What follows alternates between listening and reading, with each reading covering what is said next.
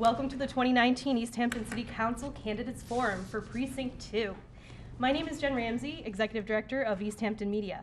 We're a nonprofit community media center that provides tools and trainings for those who would like to create non-commercial media such as TV shows, films, local event coverage, and podcasts. We provide coverage of local government meetings and forums to help inform and engage the public. Easthampton Media runs 3 local TV channels in Easthampton: 191, 192, and 193. Tonight's forum was co-organized by Easthampton Media and the Greater Chamber of Easthampton. Thank you to all the candidates, the volunteers, Jonathan Schmidt, Stan Diamond, Nilda Cohen, who are part of the Easthampton Media Board of Directors, our production coordinator, Ryan Arnold, who is running the live broadcast tonight, and our moderator, and the audience for taking the time to be here. I'd like to introduce our moderator for the evening, Mo Bellevaux, she's the Executive Director of the Chamber of Greater Easthampton. She and the Chamber serve as partners and as a resource to their members, providing as many opportunities as possible to engage and experience success in businesses. Welcome, Mo. Thank you, Jen, and thank you once again, everyone, for joining us this evening. I'm going to roll through our format and rules this evening, and we're going to get started, so here we go. As many of you had been informed, the audience will be able to submit written questions tonight. Volunteers will collect halfway through the forum, and they'll be chosen at random to ask towards the end. Duplicate questions or any questions that are obscene, hostile, will be disregarded. Candidates will start with a 2-minute opening statement. We'll move on to the 5 predetermined questions. Each candidate will have 2 minutes to answer each question. 1 minute candidate rebuttals are allowed only if a candidate refers to you in their answer. Raise your hand, and the moderator, I'll ask you to go ahead and put forth your rebuttal. Timekeeper will hold up a 30-second sign right over here, 30 seconds, the orange, and then the stop sign when we need to stop. After the 5 predetermined questions, we'll ask as many questions from the audience as time allows. All candidates will have a chance to answer each question in 2 minutes each. We'll end with 2-minute closing statements and close the District 2 forum by 7. We used a randomizer to select the order of the candidates to speak. We'll start opening statements with Erica, and then we'll move to Omar. Am I pronouncing that correctly? Is it Homar or Omar? Omar. Okay, thank you, Omar. Question 1, we will start with Omar and then Erica, and each question after that will alternate. So we will have our opening statements, and Erica, you have 2 minutes to start. Wonderful, thank you. Good evening to everybody, and thank you for being here and taking part in this process with us. Over the course of the next hour, I hope that you'll get a better sense of who I am and why I want to serve Precinct 2 as your city councilor. Many have asked why I'm running for the precinct and not at large, and my honest answer is that Precinct 2 is where my family's story starts 5 generations ago. I'm fully rooted in this place, and it's important for me to bring a strong voice to the council representing my neighbors. Also, I feel strongly that every seat on the council should be contested each election cycle. This should be a community goal. It ensures ongoing dialogue and accountability for all of our leaders. To start, did you know that Precinct 2 has the highest population of low-income families as well as registered voters? But we also have the lowest voter turnout historically, and only 1 seat on the council to represent us. Let's compare that with Precinct 1, which demographically has the least amount of low-income families, the lowest population of registered voters, and historically has an average to fair turnout for elections, and yet it currently has 3 councilors seated on the city council, giving those residents with higher incomes and wealth a larger voice at the table. And so let's talk about money. Let's be clear that when we talk about growth here in Easthampton, we're talking about economic growth. We're talking about money, not population. Our population 30 seconds. Has been relatively stable for over 30 years. So specifically, I think focusing on affordable housing for our community and our low-income residents and our 55-plus population should be a priority, and that's my number one priority. Alrighty, thank you. Omar. Hi everybody, good evening. My name is Omar Gomez. I've been in City Council for almost 2 years. But first I want to say something in Spanish. Para todos los que nos están viendo en sus hogares, podéis ir a YouTube y lo que esta noche vamos a hablar lo puedes ver en español, lo puedes ver en otro idioma, solamente tiene que ir a la opción de settings en YouTube y ahí podrá entender todo lo que nosotros estamos hablando en inglés, lo podrá leer en español. I moved I just want to say to people at home that they can read what we're saying in English, they can read it in Spanish if they go to YouTube and use the settings, CC settings on YouTube. I moved to Massachusetts in 1997. When I moved here, I didn't speak any English. I barely speak English. I barely speak now, but it's a bit better. In 2005, we were looking for buying a house, and the place that was affordable was Easthampton, and we chose Easthampton to be our home. We choose Easthampton to raise our 3 girls, and they stay here. They went to the Easthampton School Department. They went to the schools, and since week number 1 that we moved here, I'm being part of the community. I don't start being part of the community 2 years ago when I decided to be a city council. I grew up in Puerto Rico. That's why I have this accent. But there we speak 2 languages. I will keep working for District 2 at the same time that I'm working for a large. I love District 2. I think District 2 is amazing. We have restaurants, we have housing, we have affordable housing, we have apartments. I think it's the complete precinct that we have here is them. We have farms, we have them, I will keep fighting for them as much as I can. Thank you. So, on to question 1. Between Easthampton Futures and Downtown and Plan Downtown, and all of the ideas that have come out of these citywide planning projects, the community are bound to see big changes coming to the fabric of Easthampton. As a counselor, what role do you see yourself playing in directing these changes, and what actions would you hope to take related to zoning, licensing, or the like, to prioritize which entities and individuals ultimately benefit from these impending opportunities? And can we start with you, Omar? Perfect. Thank you for the questions. Before I answer this question, I want to say thank you to Easthampton Media for hosting this and the Chamber of Commerce. I really thank you. I think this is great. What I can do as a counselor is simple. I will be working with the city planner, Jeff Bagg. I will be working with the zoning board. I'll be working with every single committee in this community to work all together to keep improving our city. Of course, listening to the community. I'm being part of the downtown strategy plan. I'm being part of them. I want to keep listening to the community about what we have to do with our streets, especially Union Street, that is District 2, our buildings like the schools buildings, what we're gonna do with it, but no, because what we want is what we want as a community. I've been listening to the community since day 1. I will keep doing it. I've been working with all together at the government level, with the mayor, with the planners, and see what we can do to keep improving our city. Thank you. Erica? Yes, thank you. So because of our lack of developable land here in Easthampton, we have to apply a lot more scrutiny than surrounding communities for each new development we bring in. In order to address our affordability issue, we also have to understand that we're never going to meet the demands of the market rate housing. There are more people who want to live here than we can build for.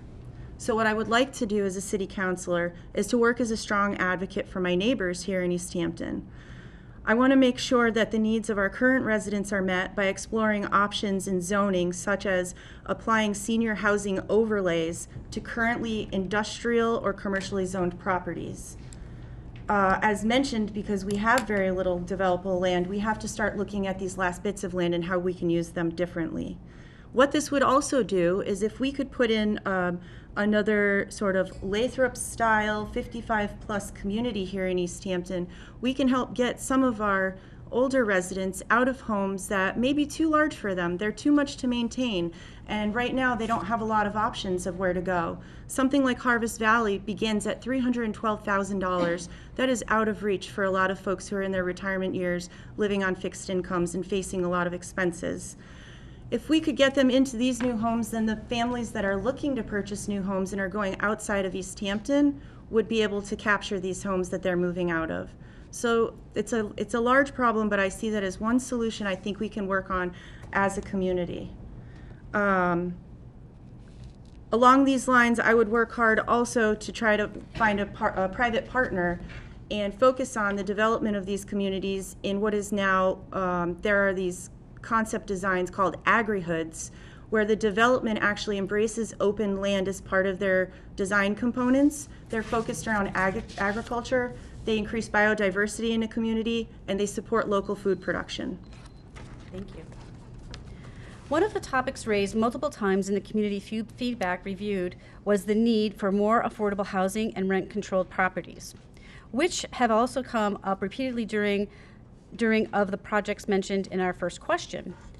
What place do you think affordable housing units should have in these revitalized efforts as opposed to, say, standard mixed-use buildings? And how do you propose we balance the needs of our disenfranchised neighbors alongside efforts to capitalize on new economic opportunities? And we'll start with you, Erica. Great. So our renting population needs a strong advocate who's willing to talk about the elephant in the room, and that is the words rent control or market control. Whatever you want to call it, we need to make these rents stop rising so that our current residents can afford to stay in the city. We need to stop chasing the artists, the creatives, and the low-income families out of the city that they help to revitalize. There really are, all of them are a part of the fabric that makes us who we are. I believe that when we talk about development, we need to talk about development without displacement. I want to help build a community where people know and respect each other regardless of their socioeconomic status. And let me be clear, I grew up poor here in Easthampton. I understand the feeling of being one of the only kids in the lunch line trying to hide a free lunch ticket while holding a spork in the other hand. That was at Parsons Street School. When my parents divorced, my mom was left with 2 young girls to care for under the age of 3. We moved 8 times before 4th grade. That impacted my development. That impacted my performance in school. And these things are happening today to our neighbors. Now as a single parent, I'm working really hard to ensure that my daughter's childhood is better than the one I survived. I've fought tirelessly to keep us in our home despite ongoing property tax increases and rising costs of living here.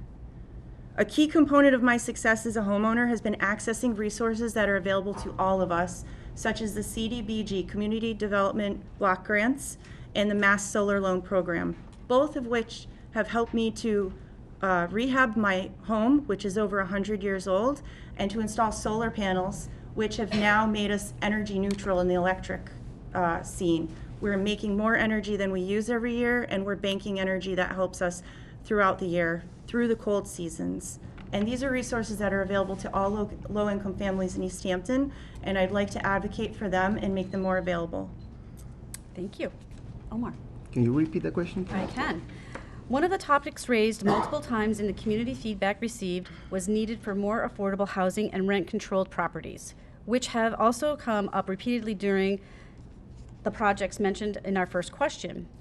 What place do you think affordable housing units should have in these revitalization efforts, as opposed to, say, standard mixed-use buildings? And how do you propose we balance the needs of our disenfranchised neighbors alongside efforts to capitalize on new economic opportunities? Thank you. In 2005, my family were looking to buy a house. We looked in different places, and we chose Easthampton. We chose Easthampton because it was affordable, and I want to keep Easthampton to be affordable for the new family that are going to move to Easthampton. We know the market is going high. And one of the reasons it's going high is because every time that we put a house on sale here in town, someone buy it right away. They buy the properties really fast. To control that is to control the prices of the houses and keep it affordable.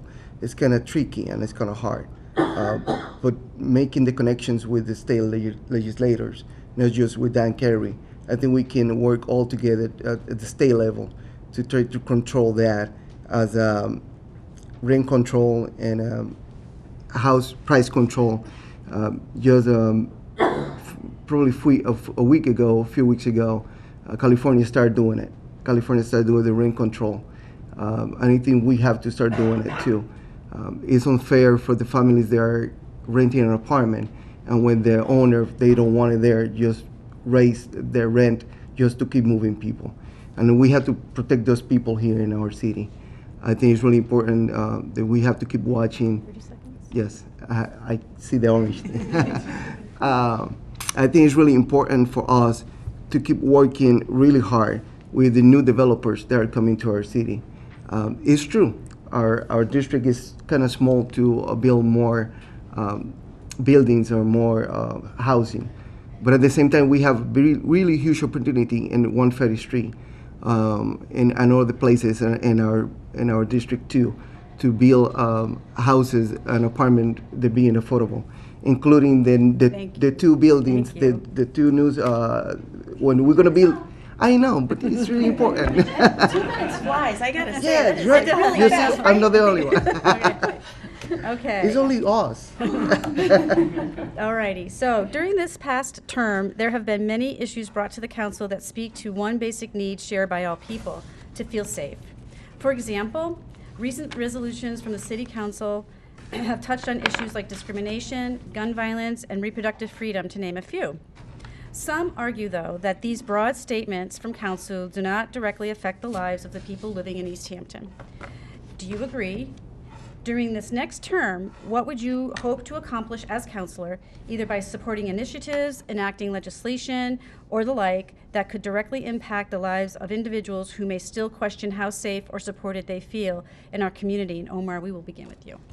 And the question is if I agree with that what we talk about didn't affect the people right away. Yeah, so the question would be in the middle here. Some argue, though, that these broad statements from the council do little to directly affect the lives of the people living in Easthampton. Do you agree? I disagree. I think they do a lot. Let's start with the welcome trust ordinance. Those are really important for me and for Councilor Conniff. What we did is, I think, affect everybody, or could affect everybody. For the sake of everybody here, that's what the reason that we made that ordinance. And I think that could affect every single one. Same with the Road Act. Could affect every single family here. What we're telling the people is that not just the local issues matters to us, the state issues, the national issues, it matters to us. And of course, it's affect everybody. What we're gonna keep doing it is keep fighting for having a fair city, a fair government, a government that is not discriminate to anyone, including to me, that I have a strong accent.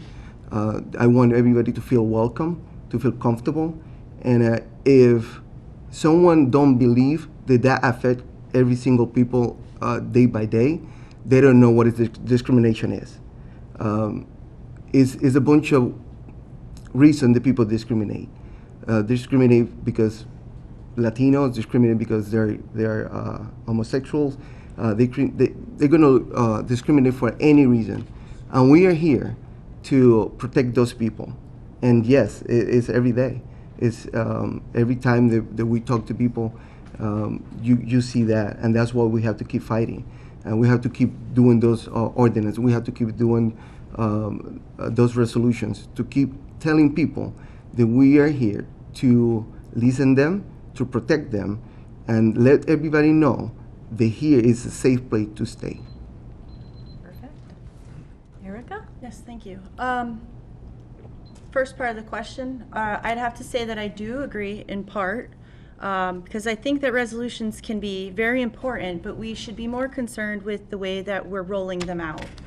I don't think we should be introducing resolutions to the community that are meant to be a lesson to the community. I think we should open the process a bit more up to the community, maybe in more of a town meeting style format, so we can educate and discuss, not just leave it to the public speak time just before. It's a lot of people are not comfortable with the process, and I think more discussion could actually help increase the effects of those resolutions.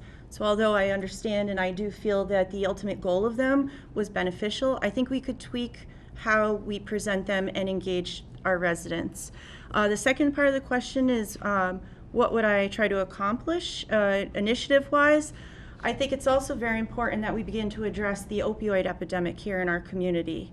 Individuals and families are suffering because their loved ones are dying right here. And I've not seen a single resolution about that. I will propose to bring a community bystander training for Narcan to Easthampton, like I've seen in other surrounding communities. We could work with partners, local organizations such as Tapestry Health and Hampshire Hope.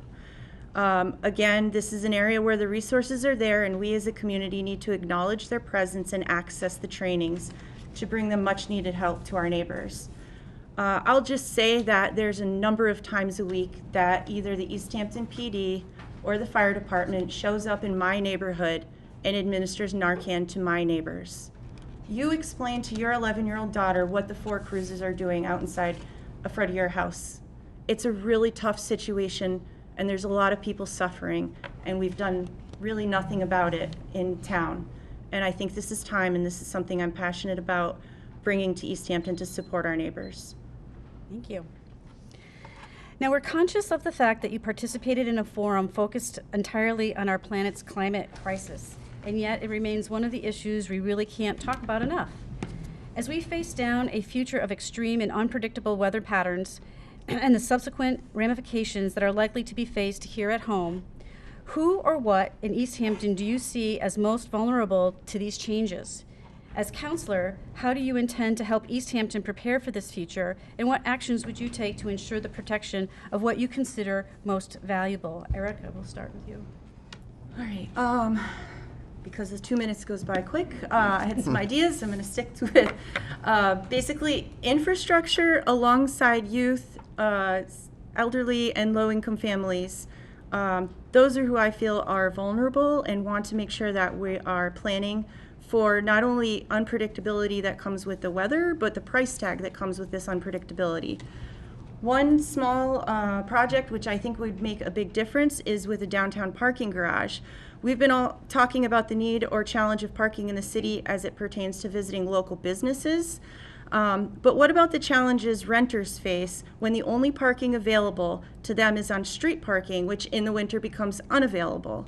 During snowstorms, during seasons where they already face increased costs due to heating their homes. There's an additional economic burden placed on these residents when their cars are towed in the middle of the night or early in the morning. Imagine getting up for work and discovering your car is gone. Not only do you need to locate the vehicle, you have to come up with the money to get it back and get yourself to work on time to maintain your employment. If we had a parking garage with public transportation we could count on to take us to and from it on a regular basis, people I've been talking to said they'd be more than willing to pay a small monthly parking fee, especially during these adverse weather months. We would be looking at something like $25 to $50 per month as opposed to $200 each time their car is towed. This makes a real difference in people's lives when you're living primarily paycheck to paycheck or on a fixed income as many of our neighbors in Precinct 2 are today. Thank you. Thank you. Omar? This topic is really good, and I love it. Again, like I said at the other forum, it affected me personal because I grew up in a tropical island. And who is vulnerable in our city? I think it is everybody. When we're talking about the climate, is everybody. Everybody have to pay what we're doing wrong. Everybody's going to pay for it. It's a few things that we can do but we have to be real doing it. We can be talking here to be more fuel efficient, buying those cars, buying hybrid, buying electric, and we can say it here, but our actions talk more.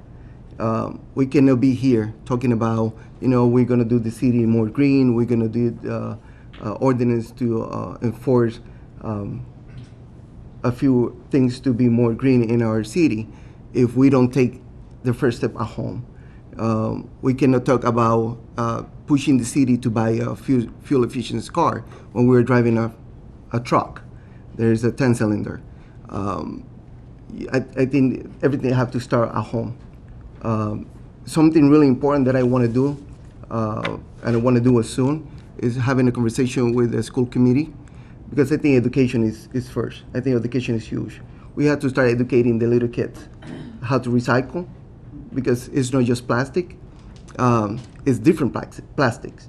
And sometimes when we put just this bottle with the cap at the recycle bin, they're not going to recycle because this is different plastics than this one. So I think education is a huge thing. I think we have to start a conversation with the school committee members to see if we can introduce something since elementary school to teach the kids how to really change the world. Very nice. This is our last question. That's it? One more question. Are we gonna speed round here? There are 4 ballot questions included in this local election cycle with strong opinions on both sides. Of the 4, is there a particular question you feel strongly in favor of, and why do you believe it would be a benefit to Easthampton if passed? Are there any questions you are concerned about if they were to be passed? If so, what is that concern to you?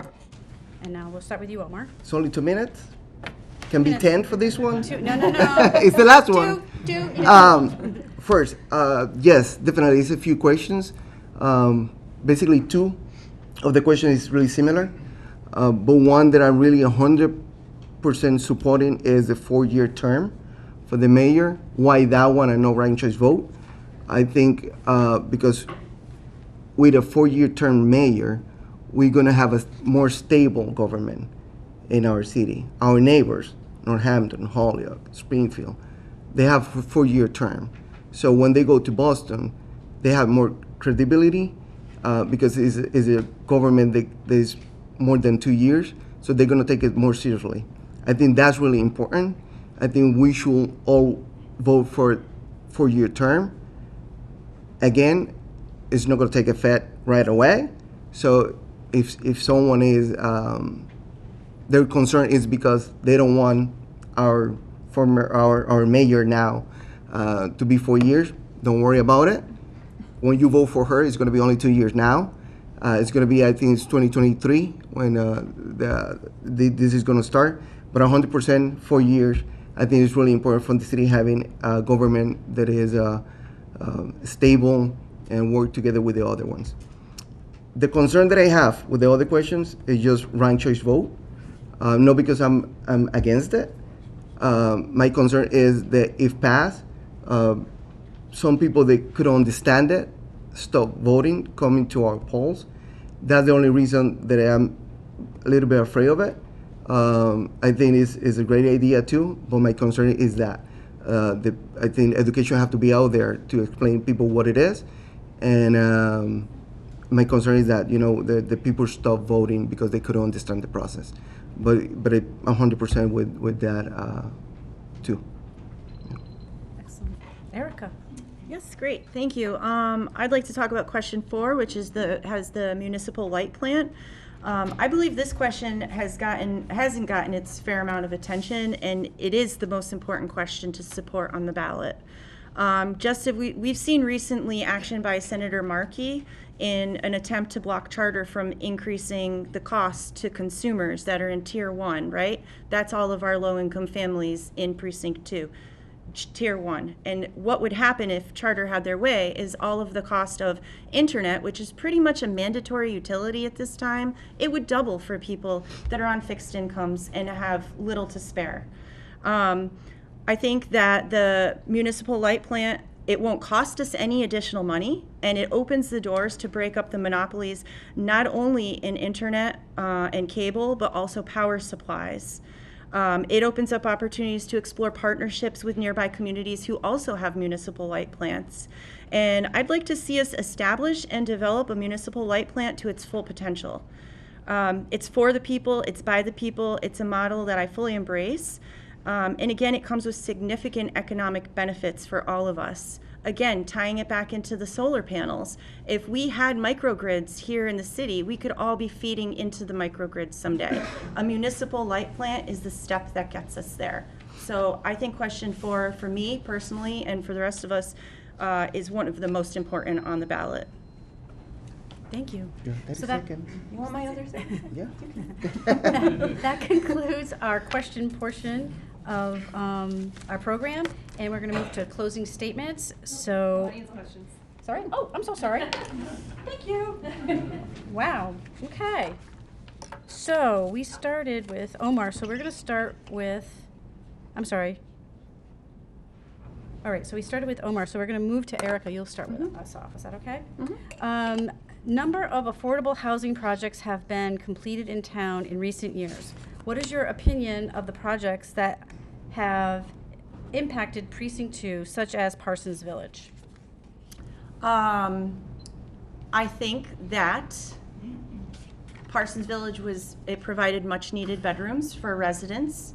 However, I state, pretty much my stance is the same as when the project was being built. My major concern, and that was in 2012, was that you're putting people who need help away from services. It is not within walking distance of fresh food. It is only within walking distance of 1 liquor store and 2 cemeteries. Okay?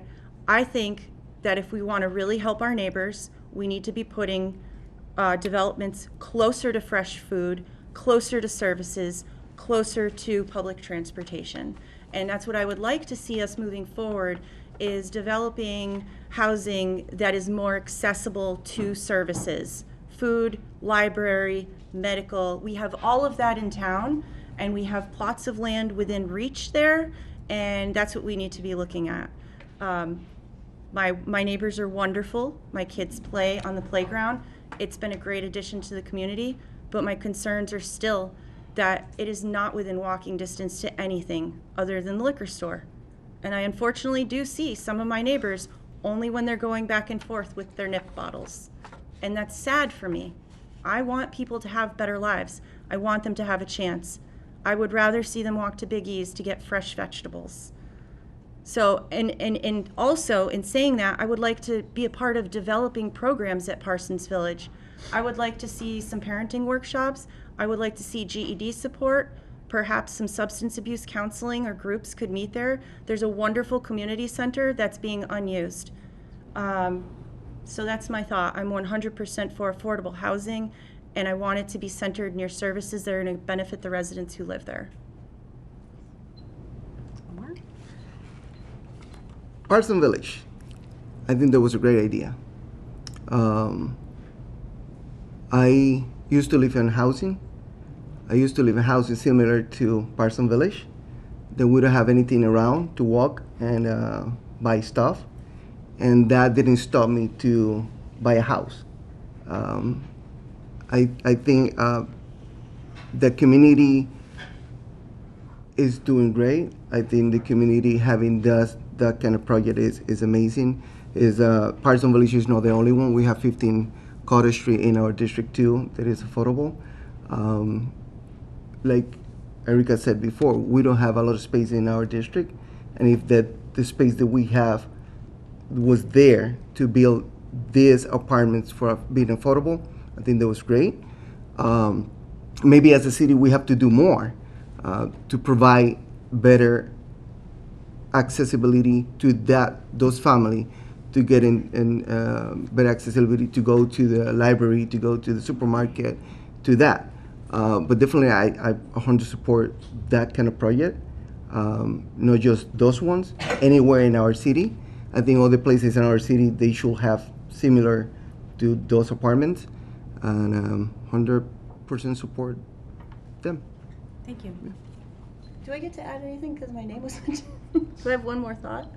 But I think I know, but you said my anything name. back. It's like calling Voldemort.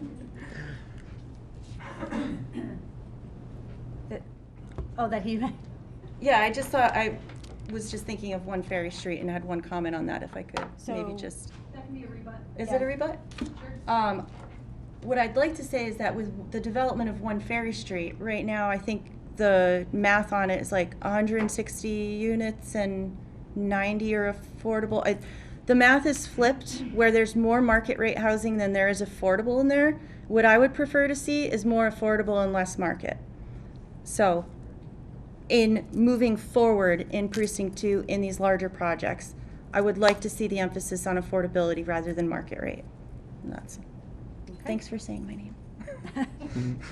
thank you. Okay, so we're going to start with Omar this time.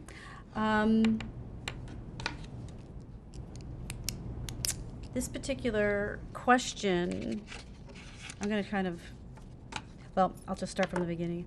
I think that's a good idea. Yeah, right. Yeah. I also have a background in participating in participatory education, so I wonder what you think of the 2.5-year community involvement process that led up to the community trust ordinance, in which members worked with other students and with city council to drive at the trust ordinance that finally was passed.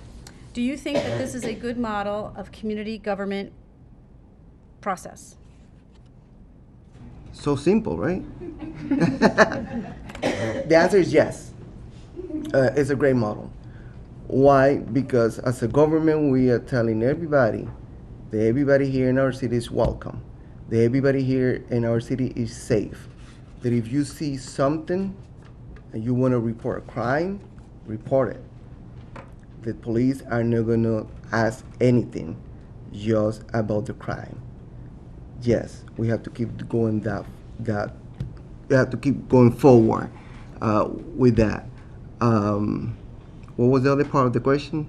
It was so long. Community trust ordinance, da, da, da, da, da. It was the 2.5-year process of resident council interactions. Is that your question? Yeah. So, 2.5-year process of resident council interaction. As Do you opposed to think- just a public hearing. Do you think that this is a good model of community government? Right. But I think that was the only question within that okay, question. yeah, I mean, for 2.5 years, we're having an input from the community. What happened in our community, specifically at the high school, was really bad. What happened there, and the communication after that between the schools, between the residents and the government, I think is going the right way. We have to do more as a community. Yes, we have to keep working hard because there's a lot of stuff still happening there that we have to fix. But definitely, I think we're going to the right direction. I think we're taking the action that we have to take, and as a council, we have to keep moving forward to keep preventing anything bad that can happen in our city. Short answer is yes. That's essentially what it's saying. That's one of the resolutions where I think the time frame really was productive and helpful and created an opportunity for education, for discussion. It was a longer process, and I would just like to see these spread out over a longer period of time. Just like I've been very impressed with the downtown planning process, and it's been great to get out and see people actually showing up for those. So I would love to see that, just more engagement, and I think it does take time to bring people to the room or to the table or wherever you're trying to get them to gather. So I would agree that 2.5-year span was very beneficial for all of us. Thank you. So, who has helped your campaign the most with preparation, etc.? Do you pledge to remain independent of those outside influences? We'll start with you, Erica. Yeah, my neighbors have helped me the most, to be honest. Friends and neighbors, and I can prepare all I'd like, and then they can tell me you're speaking to academics, so you stop. Like, It's been really great to just have support of friends and family helping to walk through this process. And I think the majority of anybody who knows me will tell you I'm a very independent person and I'm a hard one to break. So you don't have to worry about that when it comes to me. Excellent. Thank you. Who's helping me? My family. Now a few other counselors, they want me to keep working with them, of course. But basically my family, my wife, my 3 daughters, they're volunteering. They're helping me. Yes. They're helping that to be a consul again for another term. Yeah. And the second part of that question is that do you feel that you can be independent of those outside influences? Oh, 100%. If you see how I vote for the last almost 2 years as a consul, you know I'm independent. I have my own point of view, and I always, and I say this, I'm gonna repeat it and repeat it. I always gonna make the best decision the best for the people of Easthampton. I will never take my belief or take advantage of the position to do something for my favor. That will never happen. The city, the people of Easthampton is always first, and I always going to vote for them to be better. I'm really independent. I never let anyone from outside to lend me or to tell me how that I have to work or how to vote, and I'm gonna keep doing it. Right. Thank you. So, Omar, we'll start with you for this next question. 8 out of 9 city councilors, Mayor LaChapelle, Dan Carey, and both at-large councilors have endorsed, or challengers, I'm sorry, and both at-large challengers have endorsed ranked choice voting, yes, on question 1 and 2. And the Republican Town Committee has opposed. Ranked choice voting has been shown to increase turnout and encourage more people to run. Do you endorse ranked choice voting, and if not, why? Like I said before, first I'm gonna start with this. I'm part of the Charter Review Committee, and we have a really long conversation about ranked choice vote. With a lot of pros. They came from Councilor Tom Peake, basically because this is his baby in our city. We have a really long discussion about it. I say publicly that I didn't buy a few of the arguments that he told us why the reason to ranked choice vote, and I keep thinking the same way. That doesn't mean that I didn't support it. It's 2 different things. I didn't buy a few of the arguments that they're telling me that this is what we needed. And the second part is, if this is better for our city, probably, not probably, I 100% support of it. The only concern that I have, and I already say it here too, is that voting for this and approving this probably could turn down the people who vote because they could understand it. So I think our goal and have to be to educate the community that what is it, how you vote, how you can vote, and what is so important to vote this way instead of the other way. Our city, I think, probably will use ranked choice vote maybe twice in our history. That's why a lot of people are kind of confused if we need it or not need it. But it's a great tool, and as having a great tool in our city is good, I will support it. Yeah, fantastic. I was asked to endorse this via email, and my response was, I'm really just taking a step back and listening right now, because although personally I thought it was an interesting concept, and I know that Maine has just adopted it statewide for statewide voting, I do think there's a lot of confusion around it. I was also confused as to why it's only for the mayor and the precinct positions and not for our multi-winner races like school committee and at-large. So at the moment, I'm not publicly endorsing it. I'm interested in having more conversations with everybody, the pros and cons of it, and I am concerned that it's confusing for people. So I would agree. this is one of those things that we might need a little more discussion on before we can all make an informed choice. So at the moment, I'm pretty much neutral on it because I'm trying to figure it out myself. Okay. I think we may have time for one more question. Okay. This questioner asks, I have noticed that the city has discussed many issues but fails to explicitly talk about racism. How would you work towards making Easthampton more equitable? Erica?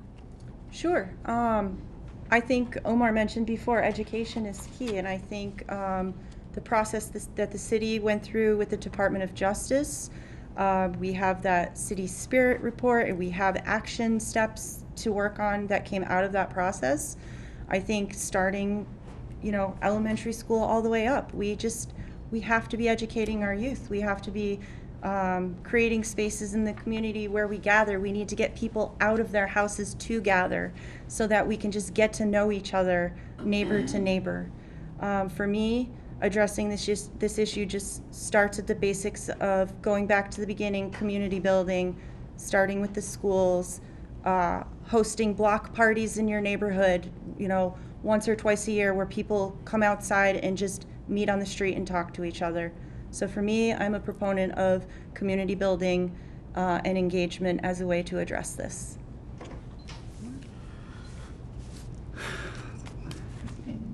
This is really important for me. I agree 100% with Erica. I say your name. So I won't talk to you. 100%. I think education have to be the first one. No education just at school, at home. And again, I'm now gonna say it in a sad way. I know I have an accent. I know I do. And that accent that I have opened the door to people to discriminate against me. Because they see me that I have an accent in one language. They don't see that I can speak more than one language. And that's really sad.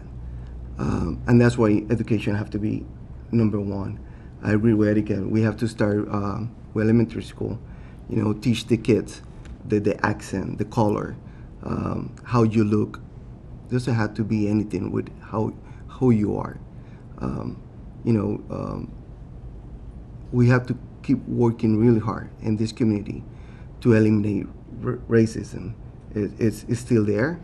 I'm glad that people vote for me, even that I'm a Latino. I want to keep voting for me because what I bring to the council is different. But we have a few committees in our city that you can be part of it. Just to start working with this and keep working with it. The equity committee at the high school, I think is really important, and I think you guys should be part of it.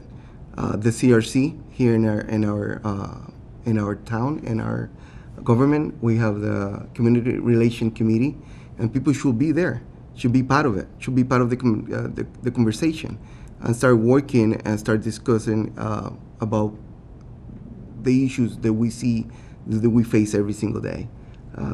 Again, this touched me really personal because my accent, because my color, but I think education is the key. Thank you.